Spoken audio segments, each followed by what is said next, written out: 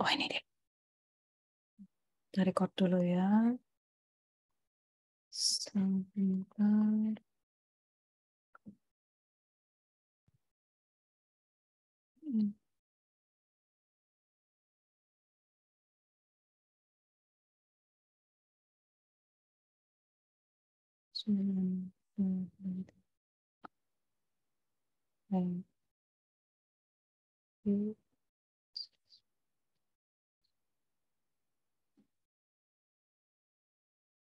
Yuk, saya lagi nyiapin dokumen untuk contoh. Baik, sebelum saya lupa,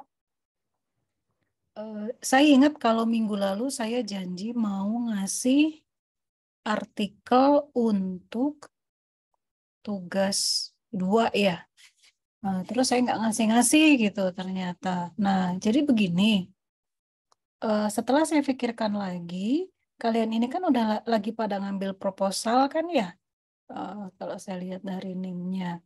Maka kalau kayak gitu, saya ubah supaya tugas 2 jadi lebih sederhana dan lebih mudah untuk kalian kerjakan. Pilihan artikelnya kalian pilih sendiri di sini. Kalian tuliskan judul artikel kedua, ambil dari TA yang dari OpenLib. Pilih satu, tuliskan di sini judulnya apa. Kasih linknya untuk saya periksa. Jadi saya berharap di sini kalian memilih memang dokumen TA yang sesuai dengan topik TA yang sedang kalian geluti, gitu ya. Jadi itu akan lebih memudahkan untuk kalian pahami artikelnya. Dan yang kedua, akan membantu pengerjaan TA kalian juga. Kalau saya yang milihin artikel, nanti artikelnya jadinya kayak gini semua topiknya. Kayak yang di artikel 1. Sementara topik TA kalian kan beda-beda ya, macam-macam. Nggak semuanya tentang computer vision kan. Makanya saya berikan kebebasan, silakan kalian tentukan sendiri judul TA yang ingin kalian analisis di tugas 2. Gitu ya, bisa difahami ini? Bisa, Bu. Ya. Silakan mulai cari kalau kalian udah punya gitu misalnya di yang salah satu dokumen yang ada di proposal kalian, langsung aja tuliskan di sini. Nah, ini saya tunggu sampai kapan? Sampai akhir minggu ini ya. Deadline Izin publish. bertanya, Bu. Yuk, Berarti nanti setelah kita menemukan salah satu judul yang di OpenLib itu, kita konfirmasi dulu ke Ibu gitu, Bu. nggak langsung tulisin aja di situ. Langsung Tulis. dikerjakan aja gitu, Bu. Atau Iya, langsung kerjakan. Terus tuliskan di sini judulnya. Bu. Kalau nggak usah konfirmasi ke saya ya. Jadi ini benar bebas. Kalian mau cari dokumen yang menurut kalian bagus, nggak terlalu bagus, atau kurang bagus, whatever. Yang fokus di sini adalah bukan kita menilai atau menjustifikasi kontennya, bukan. Tapi kita akan belajar menganalisis, kalian, kalian belajar menganalisis prinsip-prinsip tata tulis ilmiah yang ada di dokumen TA, gitu ya. Jadi bebas. Kalau pengen gampang, sekali lagi, pilih dokumen yang sesuai dengan topik TA kalian. Tulis di sini ya, nih ya, saya kasih deadline pengisian judul. Coba 4 November. Gampang ya, ini nggak susah. Nggak perlu lama-lama, dalam beberapa menit juga kalian langsung bisa ngisi. Gitu ya, ini saya tunggu. Lalu, untuk mengingatkan lagi, tugas 2 tuh ngapain sih, Bu? Ini, mengidentifikasi dan menganalisis data tulis pada 2 artikel ilmiah. Tadi artikel ilmiah yang pertama adalah yang TA tadi ya, salah satu contoh TA. Satu lagi adalah artikel yang kalian gunakan di tugas 1. Gitu. Gitu ya. Deadline-nya perhatikan 9 Desember.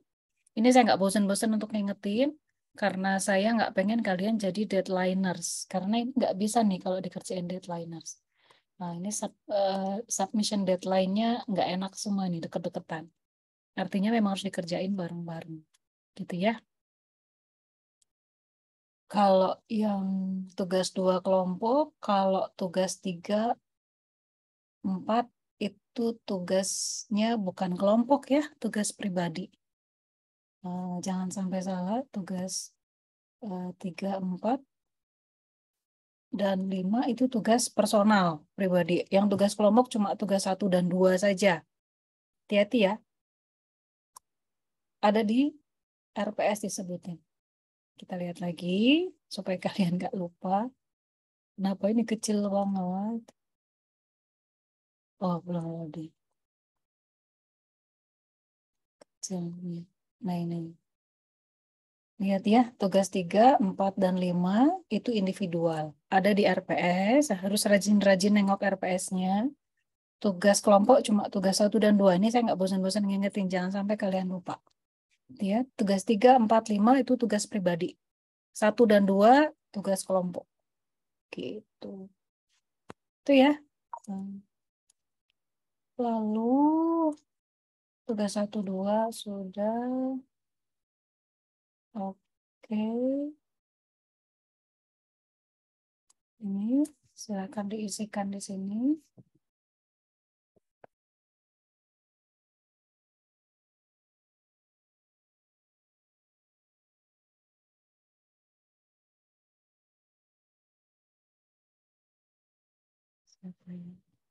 Nah, hari ini kita akan membahas tentang bab 1 dari proposal atau laporan TA. Jadi bisa digunakan untuk proposal maupun laporan TA.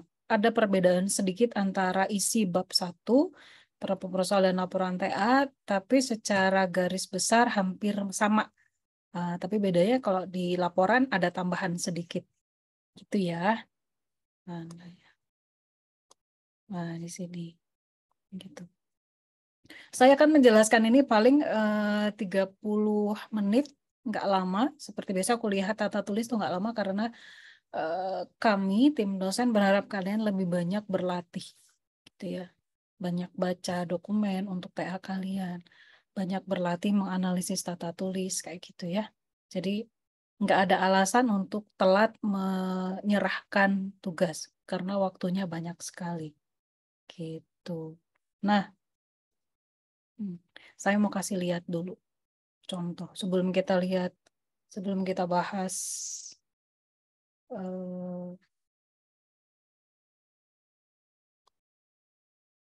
mana dokumennya? Oh, belum keluar. Sebelum kita bahas apa saja yang seharusnya ada pada pendahuluan, kita lihat dulu ya yang ini. Saya kasih contoh. Oh, ini dia. Yuk, coba perhatikan. Pendahuluannya cuma 1 halaman ini. Saya kasih yang pendek dulu. Sebentar. Kelihatan nggak? View, page display. Let's go.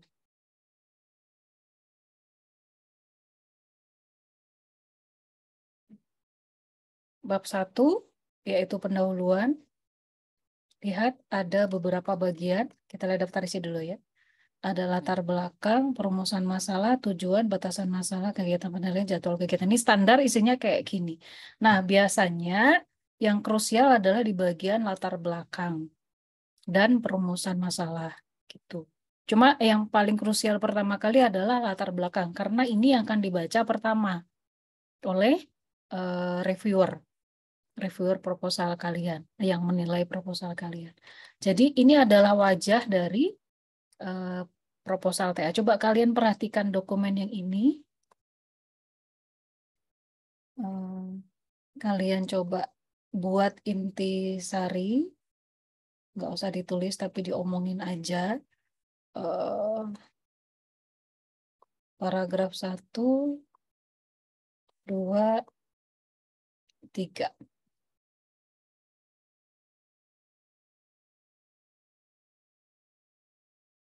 Apa perbedaan dari paragraf 1, 2, dan 3? Nah, coba kalian baca dulu.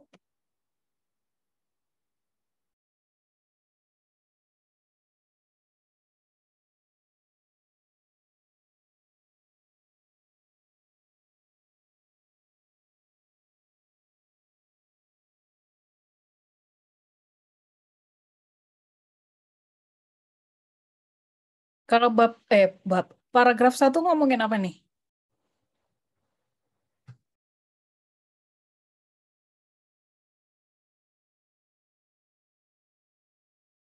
Ya kalian udah pada siap kuliah kan ini ya?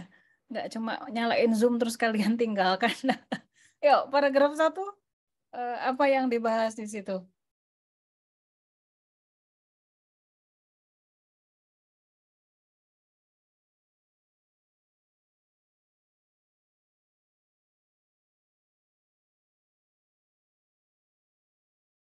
Yuk, nggak usah ditunjuk. Ayo.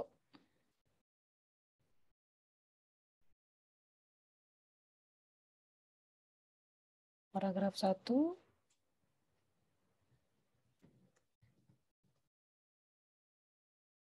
Saya ini ya, cap cip cup ya. eh yang di tengah-tengah dari daftar partisipan, Kholik Albari. Paragraf 1 ngomongin apa nih?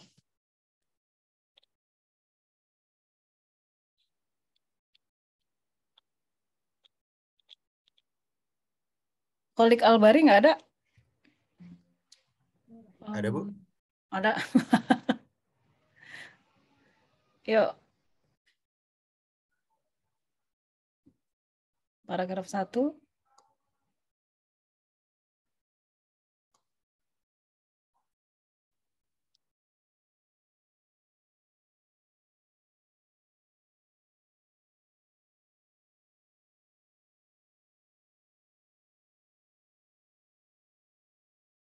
Saya langsung tunjuk ya, paragraf 1, silakan nanti Kholik disiapkan.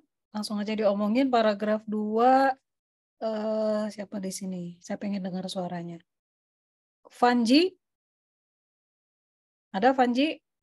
Ya, harusnya ada tuh ya. Ada kuliah mah harusnya ada.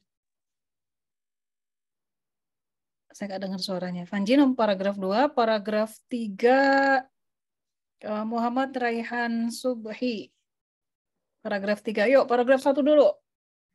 Ngomongin apa nih?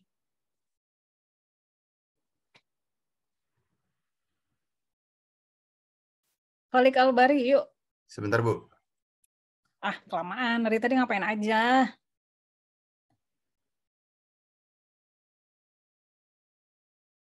Udah 8:30 sampai hak saya ya, hak saya adalah menggunakan 8:30 sampai 10:30 kalian untuk ikut kuliah saya, itu hak saya, gitu ya. Jadi kalian berkewajiban untuk menyiapkan diri kalian untuk ikut kuliah selama 2 jaman itu di jam saya. Jadi saya berhak untuk menuntut kalian ikut kuliah saya dengan baik, gitu ya. Oh galak kayak gue, enggak, kita sesuai hak dan kewajiban aja.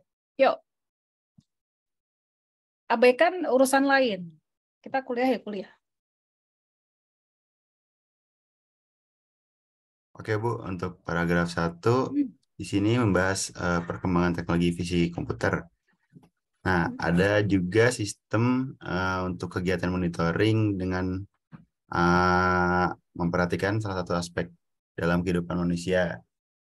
Ada beberapa contoh seperti gesture recognition, body tracking, face recognition, age estimation, dan gender classification. Di sini beberapa contoh diimplementasikan di komputer dengan meningkatkan sektor kehidupan seperti smart building yang dapat memberikan akses terbatas untuk gender tertentu serta pengambilan beberapa data demografi. Jadi untuk monitoring dengan banyaknya metodenya, Bu. Kalau Beberapa contoh. nah, dari apa yang sudah kamu baca tadi, kira-kira kenapa dia nulis kayak gitu di paragraf 1? Dia mau arahkan kemana sih semua kalimat yang dia tulisin itu? Cuma 3 kalimat kan? Ya, Arahnya mau kemana? lebih ke kayak latar belakangnya sih, Bu. Iya, iya. Apa? Kita tahu kita lagi mau latar belakang. Iya, apa? Iya. Latar belakangnya apa? Dia ngasih tahu kalau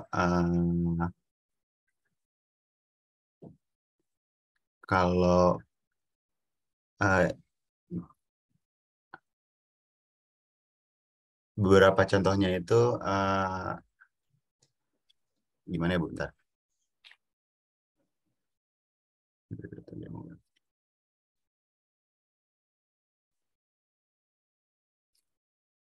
Fungsi dari visi komputer yang dibuat untuk aspek penting dalam kehidupan manusia, Bu? Belum Manfaatnya. belum spesifik, Belum spesifik. Heeh. Saya nggak minta kalian cuma sekedar baca ya, karena kalian kan nanti harus bikin kayak gini juga.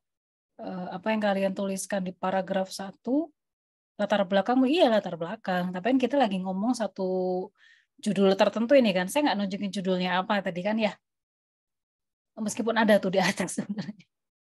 Cuman apapun judulnya, kalian sebenarnya bisa infer atau ambil intisari mau mengarah kemana sih ini paragraf 1.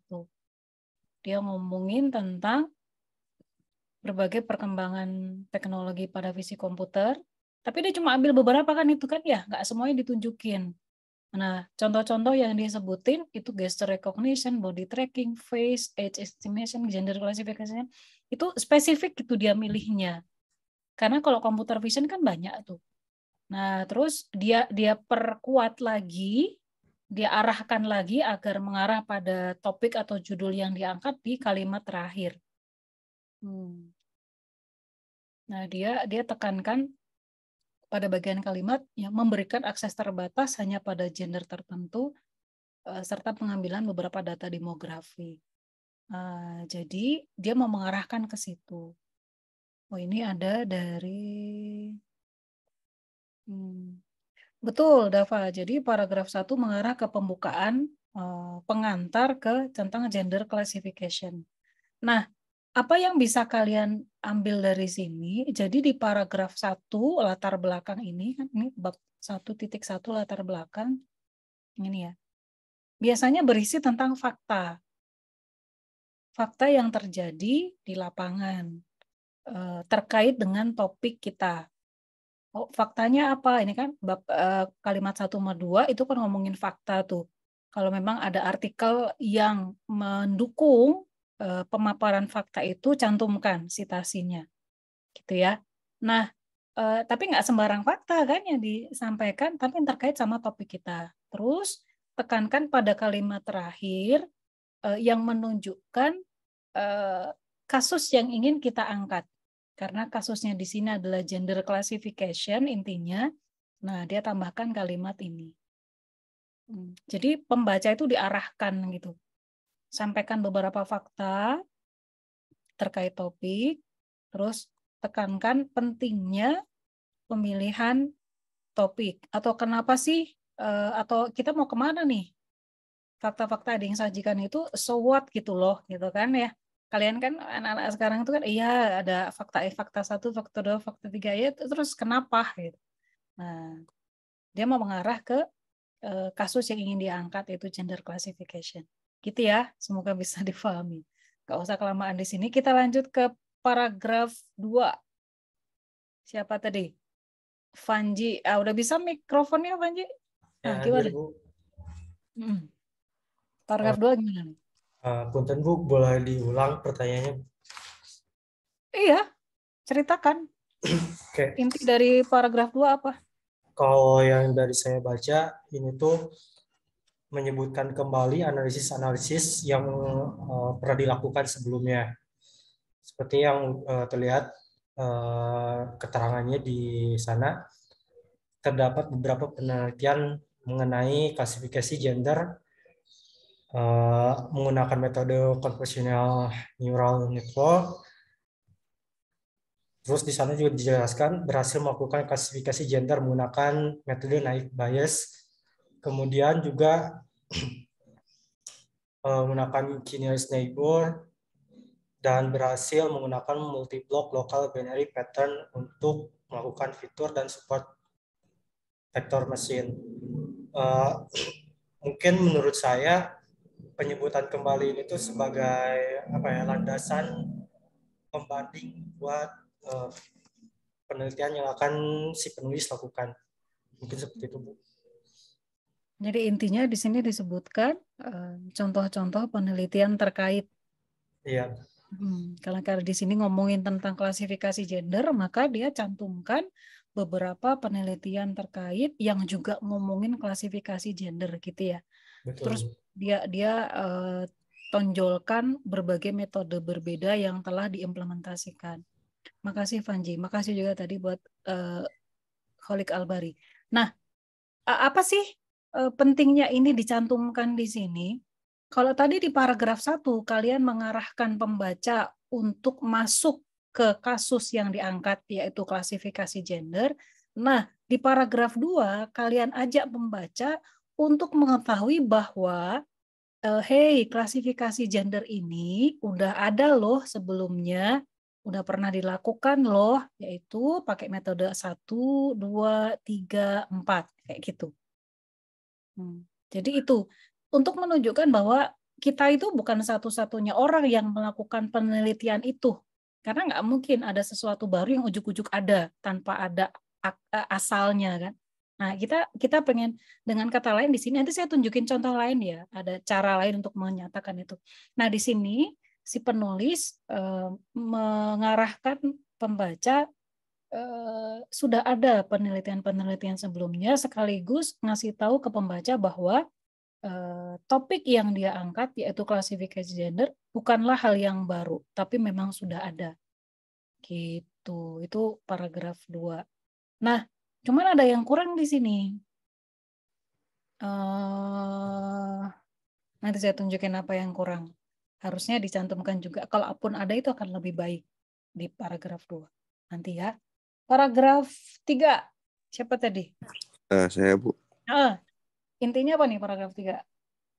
Kalau di paragraf 3 udah mengerucut, Bu, apa yang mau dia pakai nanti, yaitu CNN yang dengan metode Vision Transformer. Dia mau menguji performa metode pada masalah klasifikasi gender berdasarkan penelitian yang dilakukan Alexi, Bu. Jadi dia nyebutin nanti apa yang mau dia lakukan, Bu. Betul. Inti dari paragraf 3 seperti yang disampaikan oleh Raihan tadi, mulai muncul metode yang akan digunakan. Lihat ya, dia pakai. Nanti saya tunjukin tapi ada yang kurang di sini. Saya lupa ini proposal versi berapa, saya lupa apakah ini yang terbaru. Kayaknya bukan yang terbaru. Lihat ya, dia mengusulkan penggunaan metode ini. CNN, bukan CNN. Dia pakai metode Vision Transformer ini bukan CNN. Beda ya, beda cabang. Nah, sementara saat ini yang banyak digunakan orang saat itu yang paling banyak populer digunakan orang adalah CNN untuk berbagai kasus di computer vision. Nah, kemudian muncul pendekatan baru yang namanya Vision Transformer. Terus si penulis ini pengen ngangkat itu untuk kasus klasifikasi gender yang merupakan salah satu cabang dari visi komputer. Nah, dia jelasin sedikit Vision Transformer itu ngapain kayak gitu. Gitu. Terus dia alasan menggunakan Vision Transformer selain karena ini kan metode yang terbukti berhasil untuk melakukan beberapa tugas klasifikasi citra. Kemudian yang kedua, performanya melampaui state of the art dari sebelumnya. Nah, kalian bisa ngomongin kayak gini alasan pemilihan dari metode yang pengen kalian. Biasanya mahasiswa itu kesulitan untuk menyatakan alasan pemilihan metode, alasan pemilihan algoritma atau alasan pemilihan pendekatan. Kalau pendekatan itu merupakan metode yang paling baru, makanya pentingnya meneliti state of the art ya. Untuk kasus yang kalian angkat, metode terbaru yang diimplementasikan itu apa? Atau untuk visi komputer atau computer vision, metode yang lagi tren terkini itu apa? Nah, apakah untuk kasus klasifikasi gender itu sudah pernah diimplementasikan atau belum? Kalau belum, nah kalian bisa nyebutin cara kayak gini. Kayak itu. Jadi boleh. Ya karena misalnya, ternyata si Vision Transformer ini, dia akurasi atau performanya itu bagus untuk kasus pengenalan misalnya wajah, face recognition. Cuma ternyata untuk gender recognition atau gender classification belum pernah ada yang nyoba pakai. Vision Transformer ini. Maka si penulis pengen nyobain pakai. Saat itu belum ada yang pakai. Gitu. Nah, ini boleh disebutin cara kayak gini. Ini yang kalau saya boleh bilang minimal tuh kayak gini, minimal. Gitu. Nangkep ya? Bisa dipahami ini? Ini yang minimal. 1, 2, dan 3 paragraf di bagian latar belakang isinya kayak gini. Saya simpulkan paragraf 1, kalian sajikan fakta yang terkait dengan kasus yang kalian pengen angkat. Kemudian ini penting, tambahkan di kalimat terakhir yang mengarahkan pembaca ke topik yang kalian angkat. Fakta-fakta yang tadi yang kalian sampaikan itu apa kaitannya dengan topik yang ingin kalian angkat? Nah, jadi penting untuk banyak membaca ya dan memahami konteks masalah supaya bisa ngomongin kayak gini. Kemudian di paragraf kedua, sajikan berbagai penelitian yang sudah pernah dilakukan pada untuk kasus ini gender classification. Metode-metode yang sudah pernah dipakai itu apa aja? Nah, biasanya di sini kalau calon pembimbing atau pembimbing kalian tuh sering bilang, cari penelitian yang terbaru 5-10 tahun terakhir. Nah, di sini nih pentingnya itu. Ditaruhnya di situ. Gitu ya. Nah, terakhir di paragraf 3, sajikan metode yang kalian akan gunakan beserta alasannya. Nah, bisa difahami ya? Semoga bisa. Yang paling penting adalah lihat koherensi atau keterkaitan antar paragraf. Nah, ini jangan sampai lepas. Paragraf ini kan memang inti utama dari tiap paragraf berbeda, tapi kalian harus tetap memperhatikan harus ini nyambung. Paragraf 1 sama paragraf 2 itu nyambung. Paragraf 2 sama paragraf 3 juga harus nyambung. Ada koherensinya itu kelihatan gitu alurnya. Gitu ya, kayak orang cerita. Nah, ini minimal kayak gini latar belakang. Latar belakang, saya belum masuk ke rumus masalah. Nah, ini nanti ya. Karena biasanya mahasiswa bingung di bagian latar belakang. Sebenarnya kalau kita menguasai konteks permasalahan, gampang aja nulisin kayak gini. Saya kasih contoh berikutnya. Ini yang agak panjang. Ayo coba ini agak lebih susah. 1, 2, 3, 4, 5, 6. Ada 6 paragraf. Yuk gantian. Saya kasih angka dulu. Kalian coba analisis. Saya belum ngomongin teori yang ada di slide. Nggak usah, kita langsung praktek aja di sini ya. 3, 4, 5, 6. Ayo. Paragraf 1, aksal alif. Paragraf 2, bagus. Paragraf 3, cara. Yuk sebutkan inti paragraf tersebut. Apa yang ingin disampaikan oleh penulis. Saya kasih waktu 1 menit untuk membaca.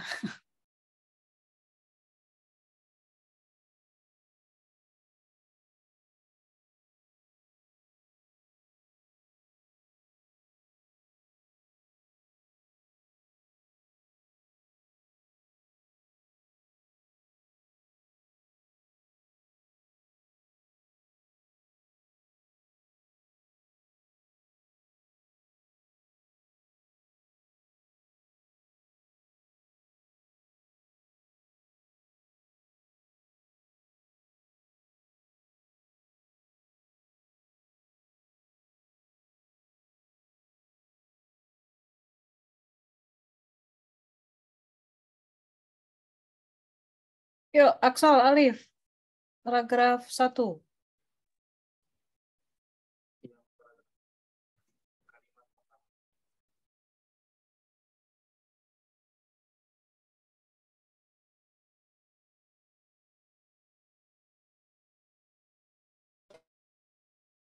Belum kedengeran suaranya.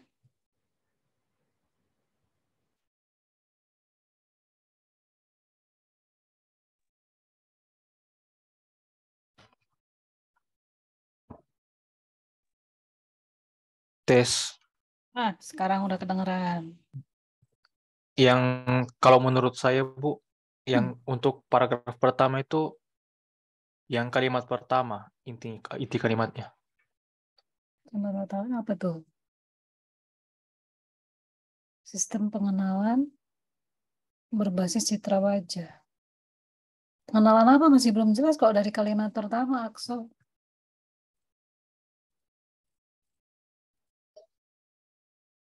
Bukan deh. Dia cuma pengantar aja, dia masih ngomongin sistem pengenalan berbasis citra wajah secara umum. Tapi pengenalan apa belum kelihatan. Bukan, inti utamanya bukan itu.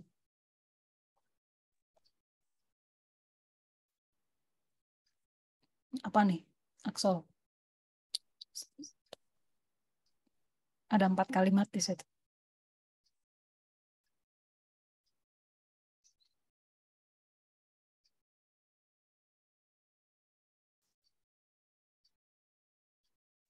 Yang kalimat kedua mungkin juga, Bu. Sampai usia seseorang ya. Salah satu informasinya. Salah satu informasi yang dimaksud. Usia wajah seseorang. Dia mau memprediksi Iya, atau usia wajah mengestimasi seseorang. usia berdasar wajah ya. Nah, betul seperti itu. Jadi kalimat pertama ini pengantar bahwa dia mau mengangkat sistem pengenalan berbasis citra wajah. Kemudian apa yang mau dia estimasi? Oh, ternyata adalah usia. Itu kan. Terus dia kasih penjelasan di kalimat ketiga. Apa sih manfaatnya ya? Ada banyak potensi bla bla bla gitu. Nah, kemudian ini tambahan juga kalimat 4 ini tambahan. Ya, untuk mempertegas pentingnya topik yang diangkat. Nah, kayak gini, agak beda sama yang tadi ya. Kayak gini juga boleh. Nah, tapi intinya adalah di paragraf 1, kalian sajikan fakta-fakta yang mengarah pada pentingnya mengangkat topik yang kalian pilih. Itu ya. Thank you, Aksa Alif. Yang kedua tadi siapa? Saya minta. Bagus ya? Paragraf 2. Itu lanjutin paragraf pertama, dia mau pakai algoritma CNN karena sering digunakan untuk prediksi usia menggunakan citra wajah itu. Dia nggak pakai CNN lagi, bagus, coba perhatikan dulu. Nah, biasanya digunakan penelitian terkait ya. Dia belum ngomong dia mau pakai apa. Tapi dia ceritakan yang sudah ada itu metode untuk prediksi usia menggunakan citra wajah yang biasanya digunakan adalah CNN. Contohnya apa aja? 1, 2, dan seterusnya gitu. Gitu ya. Lanjut ke paragraf 3.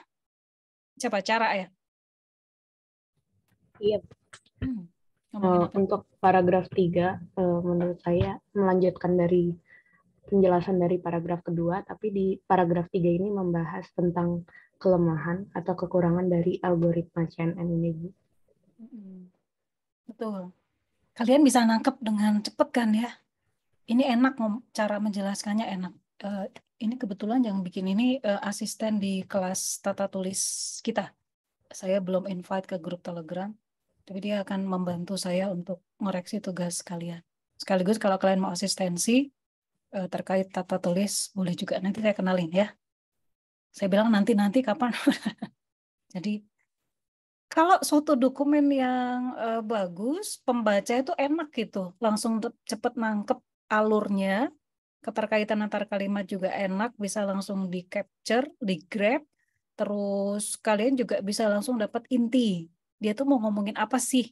Nah gitu ya. Betul, tadi ini disampaikan oleh Cara, paragraf 3 ini dia ngomongin kekurangan. Boleh nggak Bu paragraf 2 dan 3 ini digabung? Boleh. Kadang ada yang kayak gitu. Jadi ini sama-sama ngomongin existing system ya. existing system untuk prediksi usia berdasarkan citra wajah adalah menggunakan berbagai algoritma yang berbasis CNN. Tapi CNN ini memiliki kekurangan, yaitu bla bla bla. Nah, ini nggak ngarang ya, tapi dia memang sebutkan memang ada sumbernya. Kayak gitu. Lanjut. Paragraf 4 dan 5. Ini karena paragraf 4-nya nyambung ke sini. Ini paragraf 4 juga ya. Yang ke bawah ini paragraf 4 juga. Paragraf 4 saya kasih waktu 1 menit. Christopher, paragraf 5, Fauzi. 1 menit.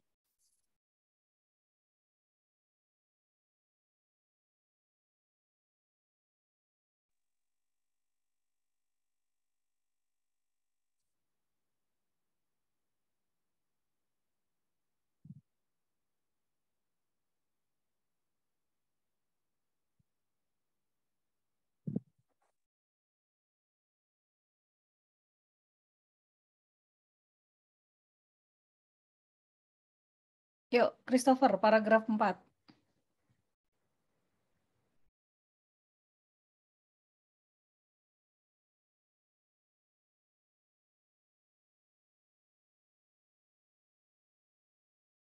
Yuk.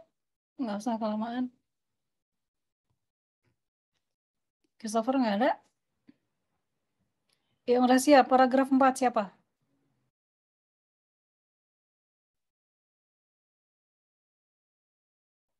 Mau nyoba cerita paragraf 4 ini ngomongin apa? Saya nggak minta kalian untuk memahami metodenya ya. Nggak? Oke, Dava, terima kasih. Mau nyoba paragraf 4 ngomongin apa nih?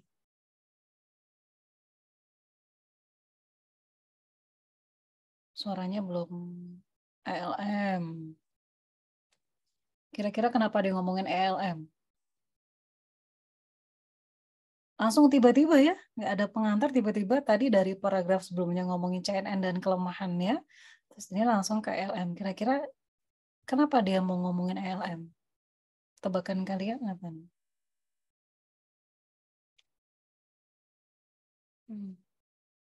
Alternatif dari CNN, kata Dava. Jadi dia mau mengarahkan pembaca bahwa tadi setelah dia menyampaikan meskipun existing system menggunakan CNN, namun CNN ini punya kelemahan loh, yaitu ABCD kelemahannya. Sampaikan juga sitasi yang terkait, sitasi artikel yang terkait. Kemudian dia cerita bahwa ada metode atau pendekatan atau algoritma lain yang lebih baik dari CNN. Dia sebut sebagai ELM. Karena tadi ngomongin kelemahan-kelemahan CNN, nah si ELM ini dia sajikan di sini bahwa dia tidak memiliki kelemahan atau bisa mengatasi kelemahan yang disebabkan oleh atau yang terjadi pada CNN. Gitu. Gitu ya. Ya. Algoritma diklaim dapat melakukan proses training lebih cepat dibandingkan algoritma berbasis neural network pada umumnya. Ini nggak ngarang, tapi ada artikel yang terkait. Nah, di paragraf 5, paragraf 5 tadi siapa? Fanji ya? Siapa? Fauzi. Lupa saya. Paragraf 6 siap-siap Hafiz ya? Hafid Ahmad. Paragraf 5 ayo, Fauzi.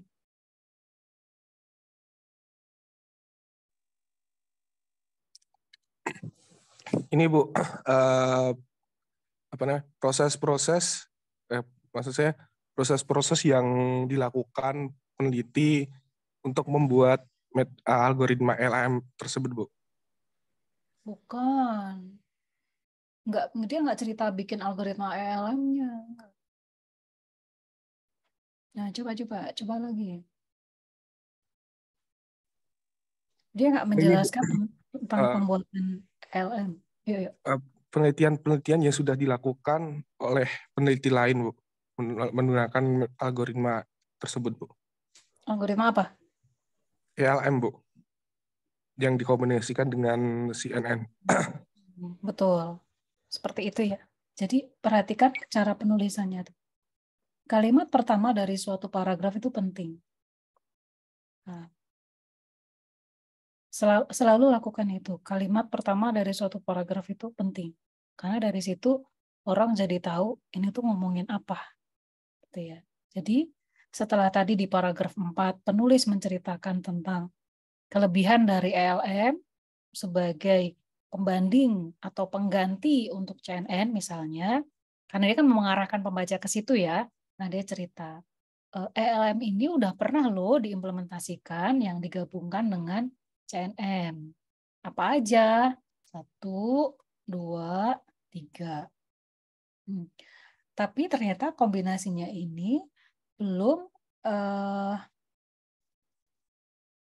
digunakan untuk menyelesaikan prediksi usia yang sudah pernah dilakukan itu untuk ekspresi wajah, pengenalan ekspresi wajah, klasifikasi citra dokumen, sama diagnosis penyakit nodul paru-paru.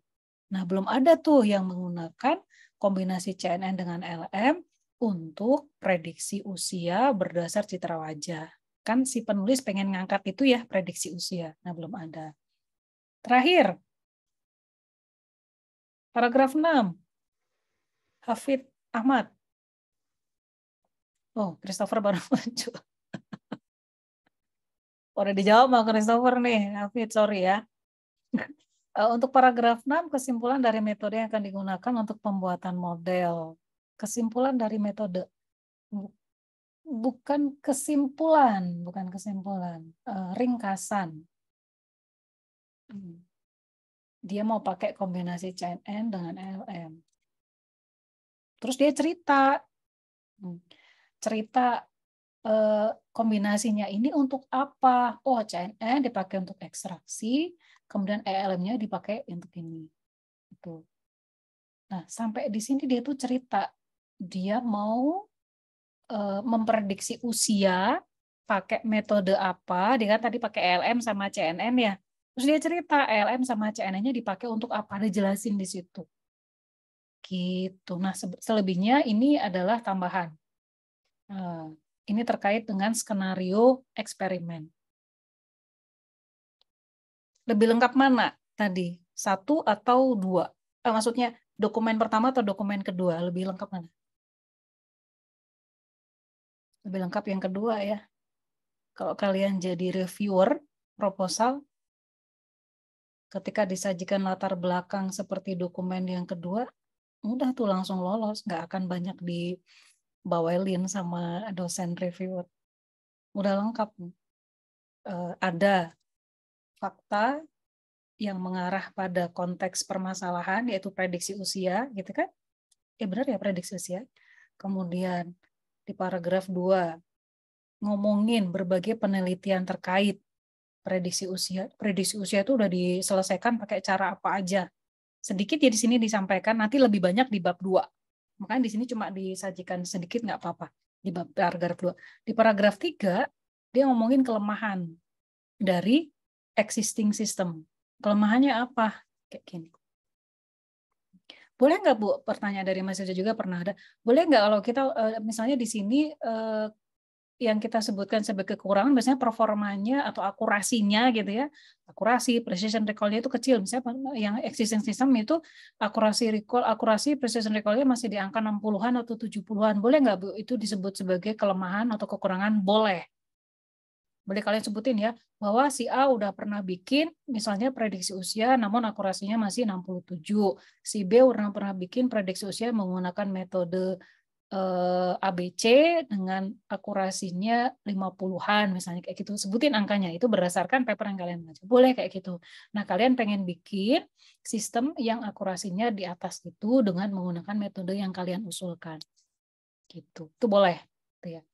Terus di paragraf 4 dan 5, dia sajikan usulan metode untuk mengatasi kelemahan dari existing system. Nah, kayak gitu. Nah, terus di paragraf terakhir, 6, dia tegaskan lagi seperti apa metode atau pendekatan yang dia pilih untuk memprediksi usia. Ini gambaran umum saja tuh, cukup dalam satu kalimat.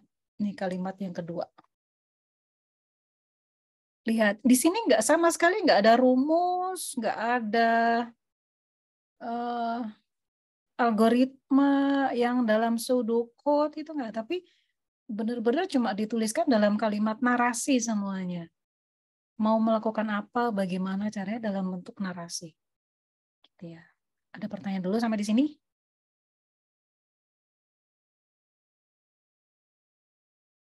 Saya hitung sampai 5. Kalau nggak ada pertanyaan, saya lanjutin ke berikutnya. 1, 2, 3, 4, 5. Semoga bisa dipahami ya contoh-contoh ini. Nanti kalian bisa lihat lagi videonya, rekamannya. Kalau pengen ngulang belajar, saya sajikan 2 contoh yang lumayan bagus. Tuh. Bu, boleh nggak Bu latar belakang sampai 2 halaman kayak gini? Ya boleh, nggak masalah. Tapi nggak bertele-tele kan? Kalau kalian lihat, benar-benar compact, padat, lugas, terus to the point. Dan lihat, selalu ada alur. Dari paragraf 1, 2, 3, dan seterusnya. Gitu. Orang bacanya juga enak, nggak bikin bingung. Gitu ya.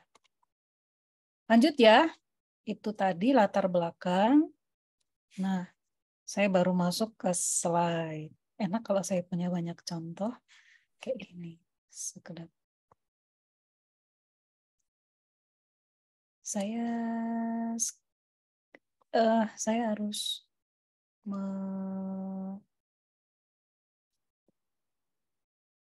absensi, jadi bentar. Ini saya masukin ke rekaman video aja. Nanti saya lihat di rekamannya. Siapa aja yang hadir gitu ya. Saya nggak usah print screen.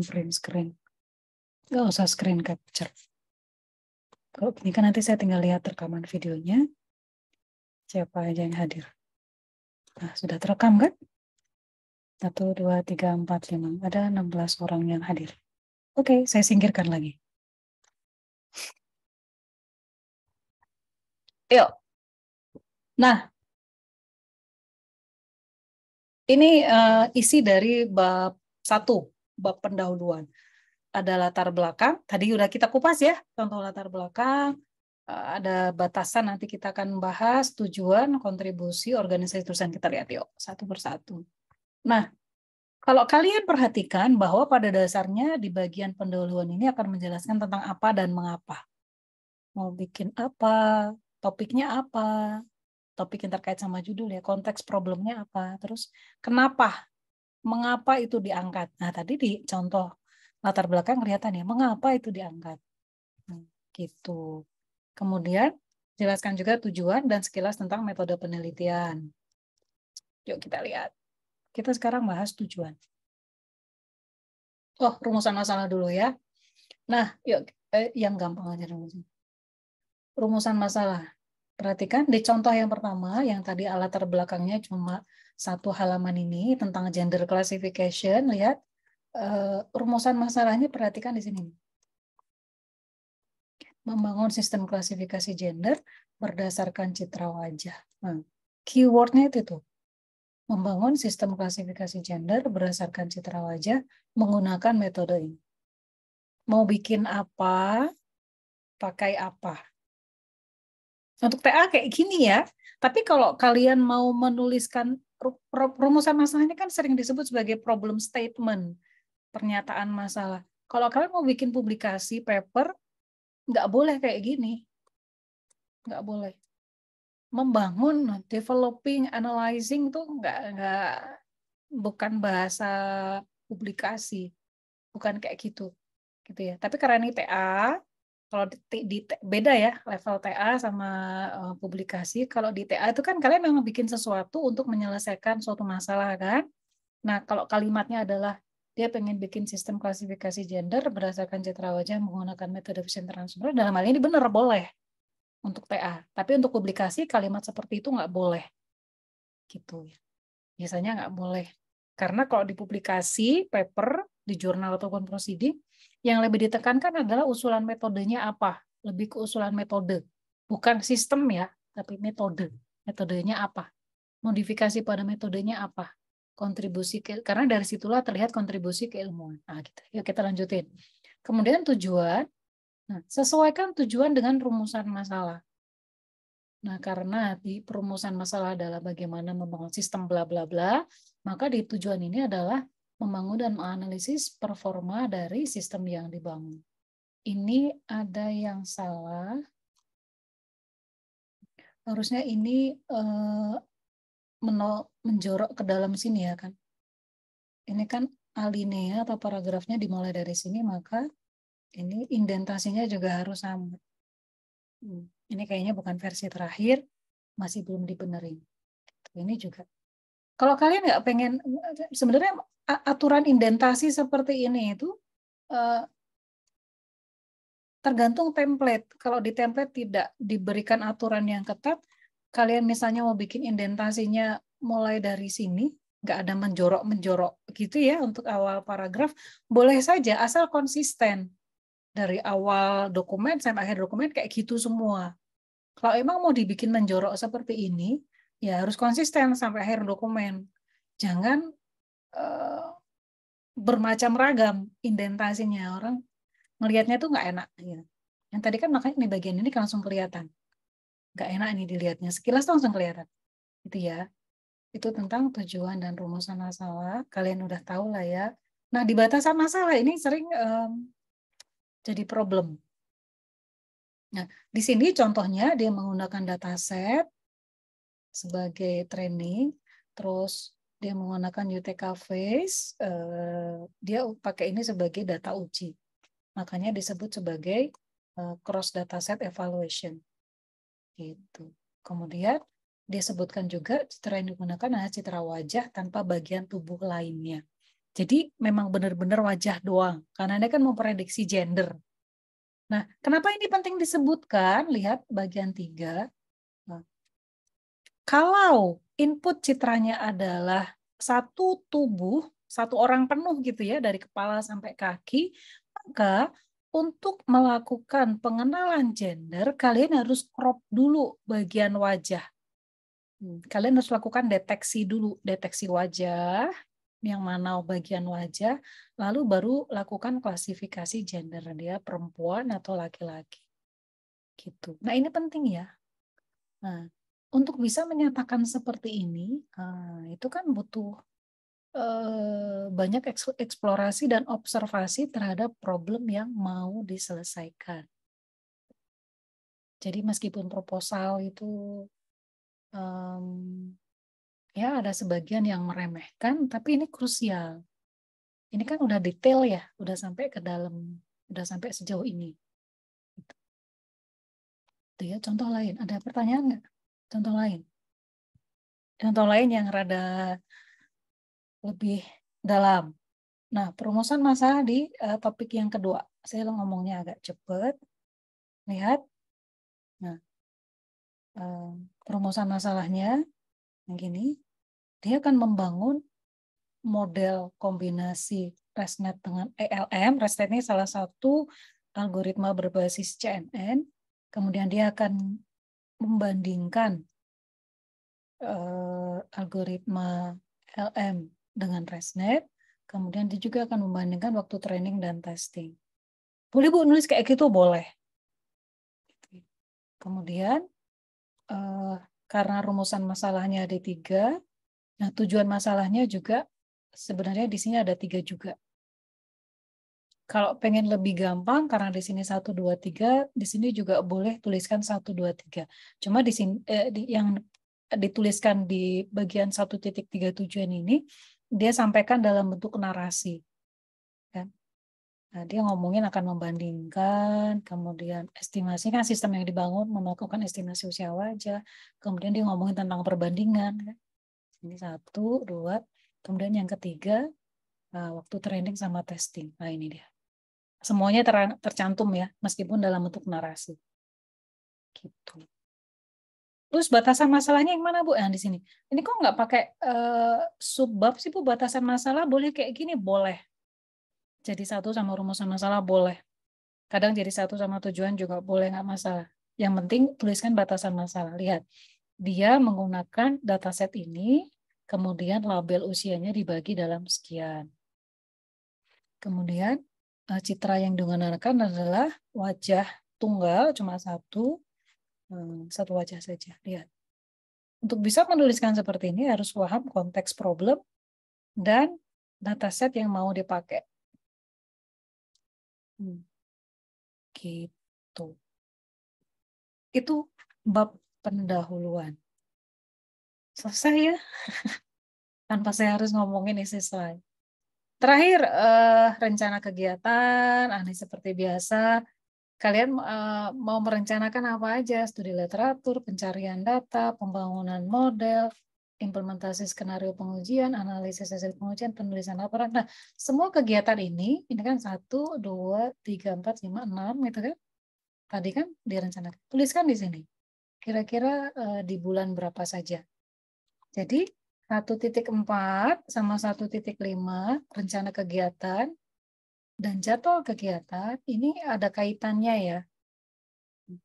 Tuliskan kalian akan merencanakan kegiatan apa saja. Misal studi literatur, kalian akan belajar apa aja. Kemudian pencarian data, sebutin bahwa kalian akan observasi data yang mau digunakan apa, ceritakan di situ.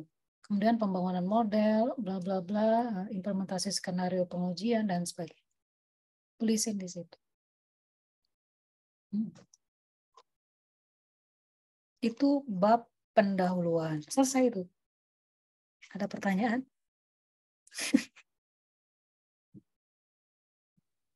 Saya jelasin nggak pakai slide ya.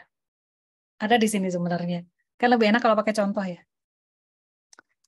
Nah, ini tampak kontradiktif dengan yang saya sampaikan tadi.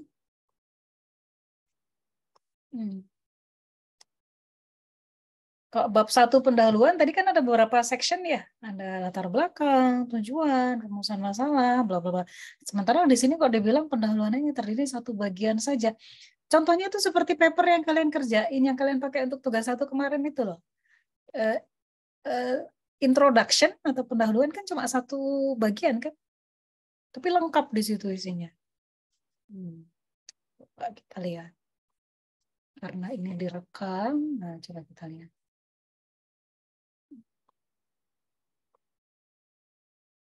Kita ambil contoh satu deh ya.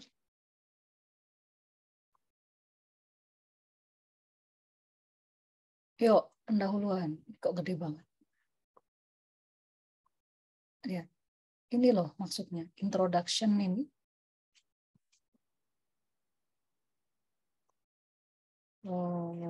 Sekedap.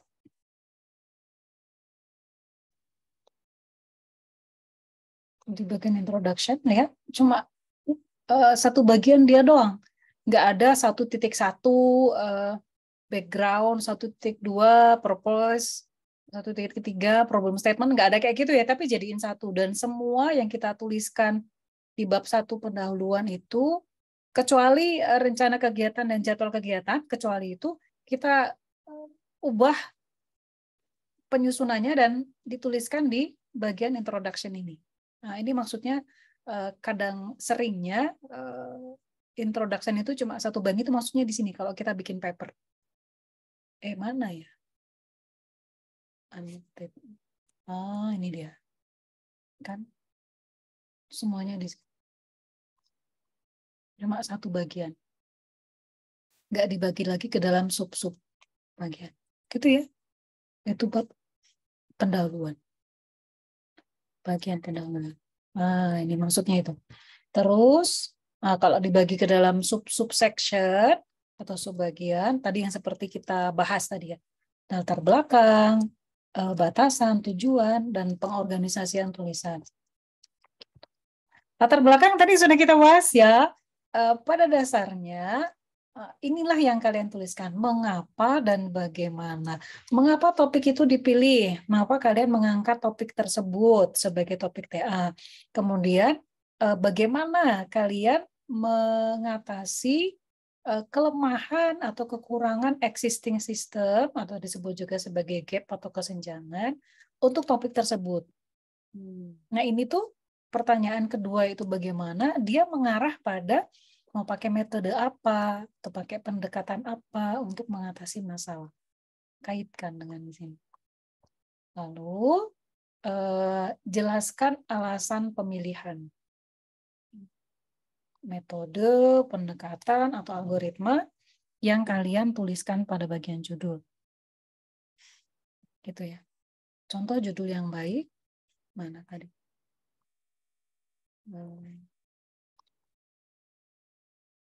Ini judulnya apa toh?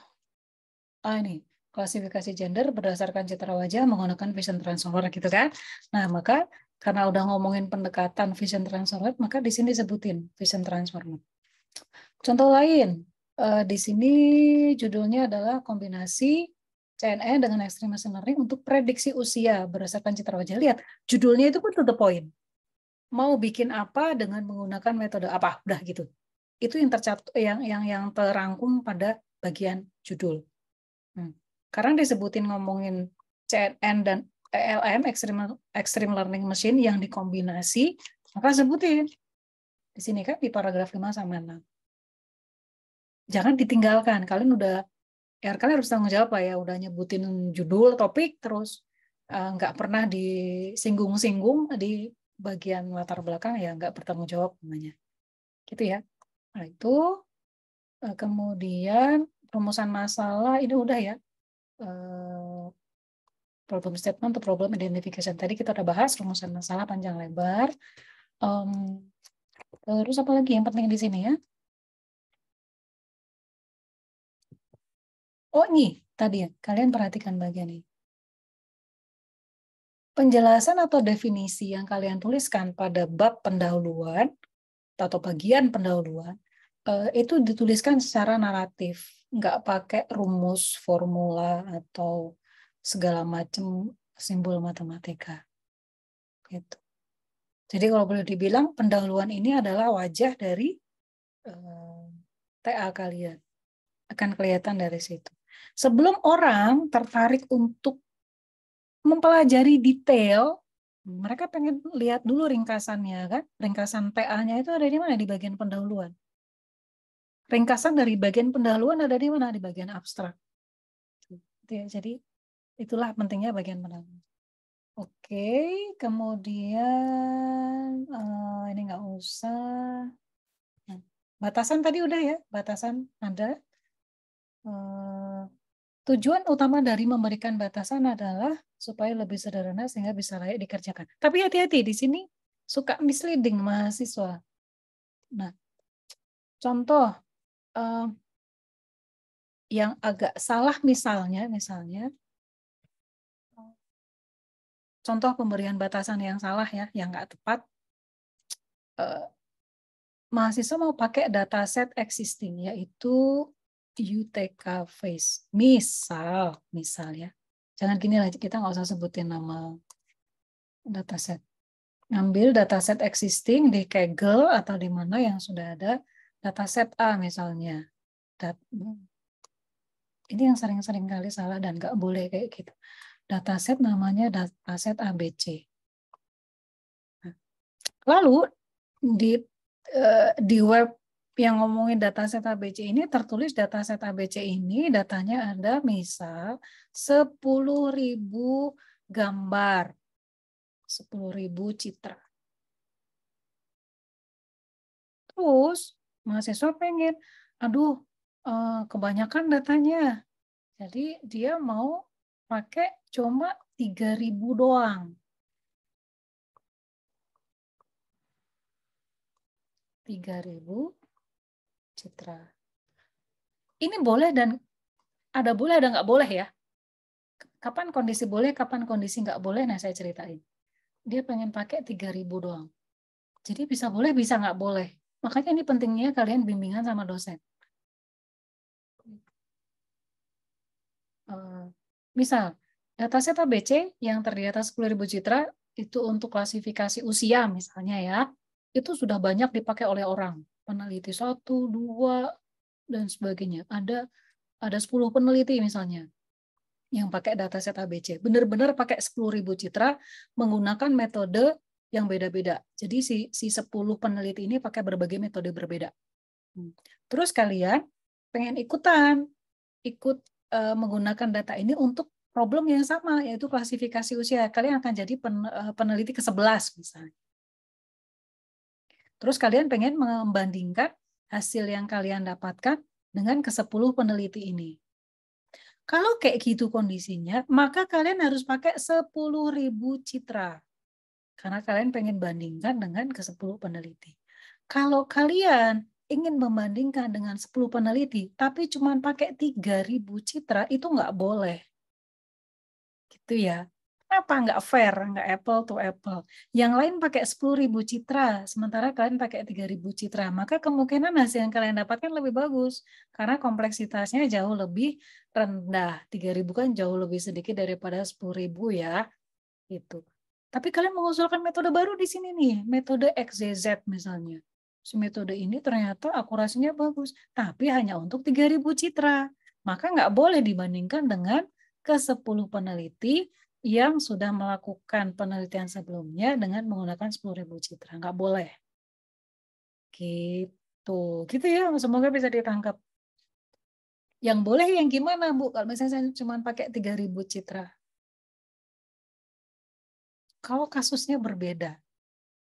Misal, 10.000 citra, ini ada 10.000 citra wajah. Misal ya. 10.000 citra wajah. Terus kalian pengen pakai citra wajah itu bukan untuk klasifikasi usia, bukan untuk prediksi usia, tapi kalian pengen ngambil ini untuk problem lain, yaitu identifikasi mata misalnya. Deteksi mata, enggak tahu untuk apa deteksi mata. Whatever lah. Bukan. Ya, oke lah deteksi mata. Untuk keperluan operasi plastik atau apa misalnya ya. Deteksi mata misalnya. Nah, karena untuk proses deteksi misalnya, untuk proses deteksi mata ini, kalian membutuhkan labeling atau anotasi lokasi mata. Jadi kalian harus lakukan anotasi seperti ini untuk mata, misalnya dari wajah ya, ada 2 mata kayak gini. Ini adalah wajah keseluruhan, ada hidung. Iya kok gambarnya jelek ya.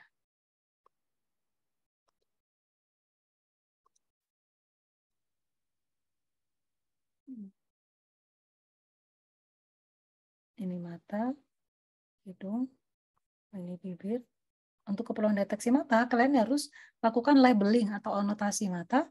Nah, kalian melakukan anotasinya ini tuh manual, pakai tool sih, tapi kalian manual ngasih kotak kayak gitu. Itu namanya proses anotasi. Nah, kalau kondisinya kayak gitu, kalian harus lakukan, kalian ada effort tambahan yaitu melakukan anotasi kan atau labeling, maka kalian boleh menggunakan cuma sebagian data. Lihat ya, pertama, kasusnya berbeda yaitu untuk deteksi mata, kemudian kalian kedua, kalian melakukan proses tambahan yaitu melakukan anotasi. Kalau kondisinya kayak gini, kalian boleh menggunakan sebagian dari citra atau dataset. Nggak usah harus. Jadi ada boleh, ada nggak boleh. Nggak rigid ya, nggak strict. Tapi makanya ini butuh, kenapa kalian butuh konsultasi dengan pembimbing. Nah gitu, semoga kalian bisa memahami. Nah gini, tadi yang saya sebut bagaimana kita melakukan penyederhanaan penggunaan datanya. Itu kemudian kenapa menggunakan sebagian atau kenapa nggak pakai keseluruhan data? Nah, berikan alasannya. Alasannya apa? Oh, karena ada tambahan proses pelabelan atau anotasi. Gitu ya. Alat pelabelan sebenarnya alat bantunya sudah ada sekarang. Banyak tools untuk anotasi. Gratis. Kemudian perhatikan juga apalagi ini ya, batasan masalah yang tidak perlu. Kalau memang sudah ada di bagian judul, nggak perlu lagi dicantumkan sebagai batasan masalah. Ini nggak usah, ini contoh-contoh. Tadi sudah ya contoh-contoh ya. Tujuan apa yang hendak dihasilkan tadi udah ya. Di bagian dokumen tadi. Saya highlight bagian nih. tujuan bisa juga berupa pertanyaan yang hendak dicari jawabannya. Tapi kalau untuk TA, minimal kita nggak pakai namanya research question, tapi TA saja. Itu ya. Kemudian pada tujuan, tuliskan kondisi yang hendak dicapai tapi yang terukur. Seperti itu. Pengen bikin apa, yang bagaimana, yang akurasinya meningkat, kayak gitu. Dan sebagainya. Itu tujuan, terus ini dia. Saya highlight tujuan yang kalian tuliskan akan menentukan skenario eksperimen. Contoh. Tujuan. Ini lihat. Tujuannya ada 1, 2, dan 3 kan. Maka nanti di bagian eksperimen saya akan nyari tuh. Bagaimana dia melakukan mencapai tujuan pertama, estimasi wajah. Dengan menggunakan algoritma CNN-LM. Gimana caranya? Hasilnya kayak gimana? Kemudian tujuan kedua, dia akan membandingkan CNN dengan pendekatan lain. Nah, saya akan nyari itu. Eksperimennya kayak gimana? Bagaimana cara dia melakukan pembandingan ini? Kemudian tujuan ketiga, dia akan ngitung waktu training sama testing. Nah, saya akan cari itu nanti di bagian eksperimen. Eksperimennya apa yang dilakukan, bagaimana caranya, hasilnya seperti apa. Nah, kayak gitu. Jadi konsisten ya, kita nulis apa di bagian pendahuluan, nah, nanti dosen atau reviewer akan nyari itu di bab-bab berikutnya. Ada nggak yang ngomongin ini di bab berikutnya? Gitu. Simple, sepele, tapi penting ya, krusial. Nah, kemudian nantinya tujuan akan dicek juga di bagian kesimpulan. Kesimpulannya menjawab tujuan atau enggak. Kadang-kadang kan masih ada mahasiswa yang bingung, di kesimpulan tuh nulis apa, Bu? Yang pasti pertama harus sama tujuan kan. Kalian bikin TA untuk apa? Tertulis di tujuan kan? Nah, tuliskan kesimpulannya bagaimana setelah kalian melakukan eksperimen. Tujuan tadi tercapai atau tidak? Kalau tercapai bagaimana ceritanya? Kalau tidak tercapai, tuliskan seperti apa. Gitu ya. Nah, gini. Jadi kalau supaya enak ngingetnya, kalian nulisin berbagai tujuan, tujuannya apa, lakukan eksperimen sesuai tujuan, dan tuliskan di bagian kesimpulan.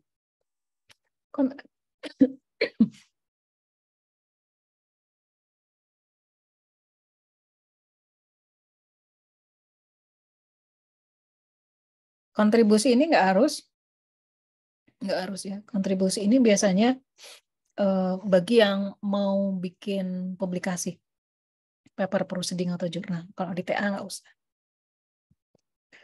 Sudah selesai. Ada pertanyaan?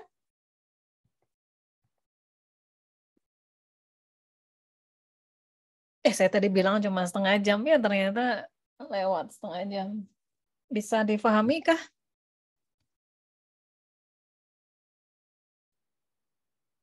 Saya berharap pemahaman kalian akan terlihat dari yang pasti proposal yang kalian buat. Nah, paham atau nggak pahamnya kalian akan terlihat dari situ, gitu ya. Sama nanti terlihat dari kalau untuk mata kuliah tata tulis terlihat dari tugas 3, 4, dan 5. Nanti dosen bisa menilai kalian paham atau enggak sih. Semua materi yang kita bahas di kelas akan diukur dari tugas-tugas tersebut. Nah, lebih realistisnya pemahaman kalian akan tercermin dari isi dokumen TA kalian, baik itu proposal maupun laporan TA. Kelihatan kok dosen bisa menilai gitu. Jadi wah ternyata ini mahasiswa udah paham banget. Oh ini ternyata belum paham. Nah, sip. Saya kasih waktu, saya hitung sampai 5. Kalau nggak ada pertanyaan, kita sudahi kuliah kita. 1, 2, 3, 4, 5. Oke, ada pertanyaan. Proposalnya apakah untuk TA? Iya, proposal TA. Proposal riset nggak jauh beda. Ya, beda di organisasi tulisannya saja. Tapi pada dasarnya, inti dari semua proposal tuh kayak gitu, sama lah. Coba ke struktur penulisannya, sistematikanya gimana itu yang agak-agak beda. Tapi intinya sama. Proposal riset, proposal TA, atau kalian nanti kalau bikin program gitu ya, entah program di himpunan, program sosial kemasyarakatan, sama lah.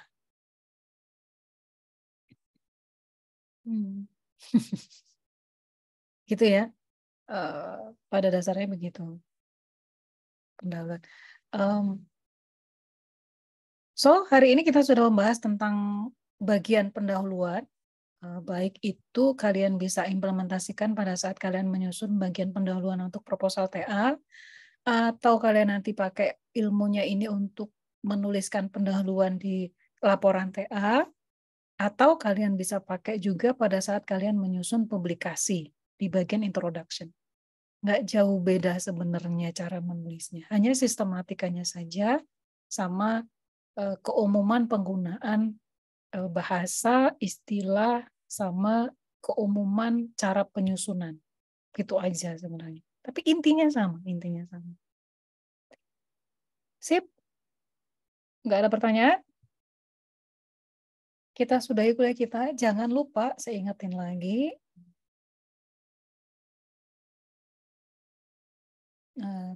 Tuliskan untuk tugas 2, tuliskan judul dokumen TA beserta link OpenLib ya di sini. Bersebelahan dengan ini yang spreadsheet yang pernah saya buat untuk tugas 1 kan. Nah, tuliskan judul sama link OpenLib-nya untuk saya cek dokumennya. Gitu. Kalian bebas memilih. Nanti tugas kalian adalah menganalisis konten dokumen tersebut ya, berdasarkan standar tata tulis yang sudah kita miliki. Ada di mana Bu standar tata tulisnya? Nah, saya kasih tahu sekali lagi. Ada di file RPS nih, lihat. Rencana pembelajaran semester ada di paling atas. Nah, di situ lihat, jeng nggak bosan-bosan saya kasih tahu. Ada di mana? Di tab daftar standar tatul. Nah ini ya, di tab ini. Kalian download lah nanti ya. Daftar standar tatul ini ada, kalian berikan penjelasan. Oke atau enggak berikan penjelasan. Gampang ya. Jadi bisa dikerjain sambil santai. Tapi kalau kalian ngerjainnya buru-buru, nanti hasil analisisnya juga jelek, kelihatan kok. Tuh. Sip, oke. Itu saja dari saya. Saya coba stop recording.